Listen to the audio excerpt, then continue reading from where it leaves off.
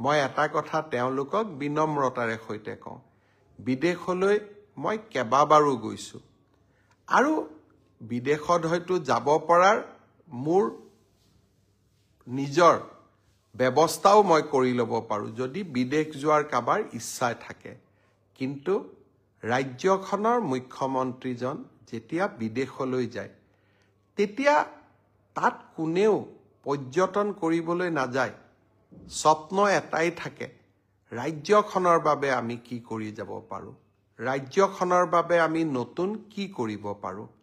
আৰু সেই স্বপ্নৰ সন্ধান কৰিয়ে যোৱা ৩.৫ বছৰ মই কাম কৰি আছোঁ আৰু তেনেকৈ কাম কৰি যাম।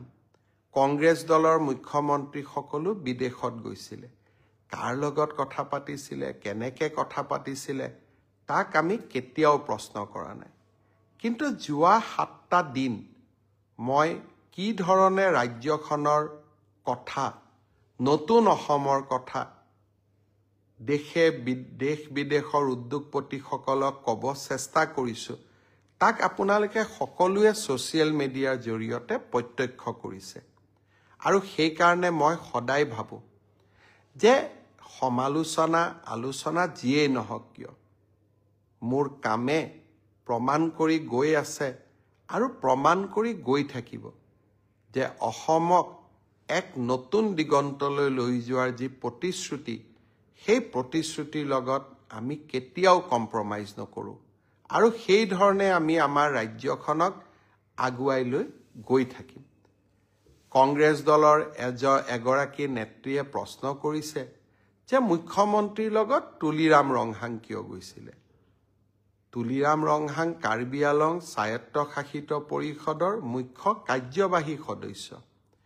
অসমত যদি সৌৰ শক্তিৰ আমি উৎপাদন কৰিব বিচাৰোঁ, আটাইতকৈ যদি ভূমি ক'ৰবাত আটাইতকৈ বেছিকৈ আছে সেয়া কাৰ্বি আংলঙত আছে। অসমৰ জলশক্তিৰ ওপৰত যিমান বিদ্যুৎ উৎপাদন হৈছে, কপিলী, কাৰ্বি লাংপি, এই গোটেইকেইটা কাৰ্বি আংলঙতে আছে। জনজাতীয় লোক এজনে অসমৰ আন এজন মন্ত্ৰী বিধায়কক মই লগত লৈ নগৈ যদি জনজাতীয় নেতা এজনক মোৰ প্ৰতিনিধি মণ্ডলত মই লৈ গৈছোঁ, সেয়া আমাৰ বাবে ক'ৰবাত নহয় ক'ৰবাত আমাৰ বাবে আনন্দৰ বাতৰি হ'ব পাৰে, সি কেতিয়াও সমালোচনাৰ বাতৰি হ'ব নোৱাৰে। মই কংগ্ৰেছ দলৰ লোকসকলক আকৌ এবাৰ অনুৰোধ কৰিম যে আপোনালোকে আমাৰ জনজাতীয় সমাজখনক সন্মানৰ চকুৰে চাবলৈ শিকক আৰু তেতিয়াই মই ভাবোঁ আমাৰ অসমখনে এক নতুনকৈ আমি সমন্বয়ৰ বাতৰিৰে আগবাঢ়ি যাবলৈ শক্তি পাম। শ্ৰদ্ধাৰ ৰাইজ, অসমত কেইবাটাও নতুন উন্নয়নমূলক আঁচনিৰ কাম আমি হাতত লৈছিলোঁ। ইতিমধ্যে অৰুণোদয় হিতাধিকাৰী তালিকাৰ নিৰ্মাণৰ প্ৰথম পৰ্যায়ৰ কাম হৈ যোৱাৰ পিছত এইবাৰ আমি নগৰ অঞ্চলসমূহত অৰুণোদয় হিতাধিকাৰী নিৰ্বাচনৰ কাম আমি হাতত লৈছোঁ। ইয়াৰ লগে লগে আৰু এখন আঁচনিৰ কথা আমাৰ বাইদেউসকলে মোক প্ৰায়ে সুধি থাকে যে 10,000 টকাৰ যিখন আঁচনি আছিল সেই আঁচনিখন আমি কেতিয়াকৈ আৰম্ভ কৰিম।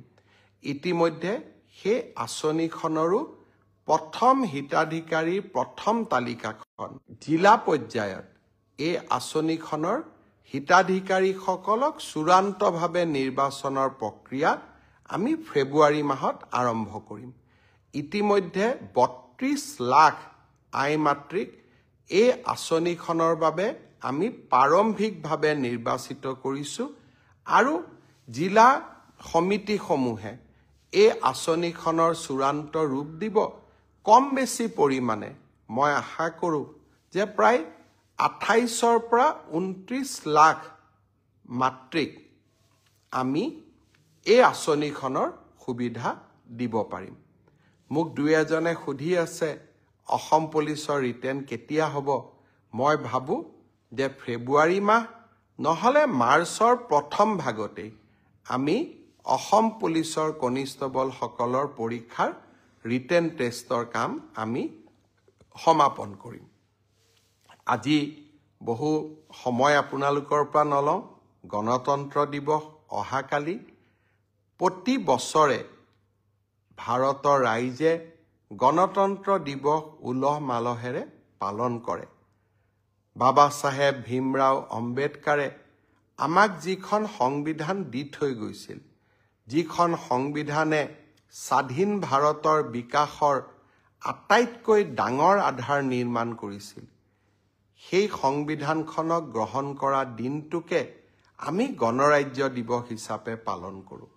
মই ভাবোঁ এই গণৰাজ্য দিৱসে আমাক সংবিধানৰ প্ৰতি আকৌ এবাৰ আমাৰ দায়িত্ব কৰ্তব্যক সোঁৱৰাই দিব আৰু সংবিধান প্ৰদত্ত অধিকাৰৰ লগতে সংবিধানে আমাৰ বাবে লিখি থৈ যোৱা কৰ্তব্যসমূহ পালনৰ বাবেও আমি প্ৰচেষ্টা কৰিম। মই শেষত এটা কথাৰে সামৰণি মাৰোঁ। জাপানত যেতিয়া মই আছিলোঁ, তাৰ মন্ত্ৰী 3জন মন্ত্ৰীক মোক লগ কৰাৰ মোৰ সৌভাগ্য হৈছিল। জাপান সংসদৰ অধ্যক্ষক লগ কৰাৰ মোৰ সৌভাগ্য হৈছিল।